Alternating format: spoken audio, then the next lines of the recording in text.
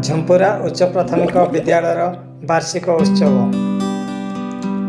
अतिथि मानक स्वागत कले विद्यालय छात्र छात्री।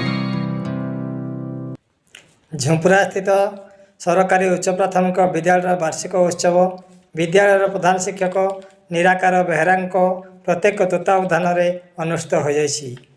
मो स्कूल अभियान सभापति अनुव्रत बेहरा सभापतित्व अनुष्ठित यह वार्षिक उत्सव मुख्य अतिथि भाव में बीआरसी नवकिशोर सामल योगदान करथिबा बेले मुख्य वक्ता भाव एबीओ मुकुंद चरण साहू योगदान करथिले। सम्मानित अतिथि भाव एबीओ जयंती मल्लिक, झुंपुरा सरपंच रेवती बिरुआ, ब्लॉक प्राथमिक संघर सभापति राजेंद्र साहू, सांसद बृहत् प्रतिनिधि पंचान्न साहू, अवसरप्राप्त प्रधान शिक्षक अजय कुमार दास, अवसरप्राप्त शिक्षयित्री किशोरमणि पारिक प्रमुख योगदान करी छात्र छात्री मानक दिग्दर्शन देते। शिक्षयित्री चंद्रकला साहू अतिथि परिचय प्रदान करथिबा बेले प्रमीला साहू धन्यवाद अर्पण करथिले।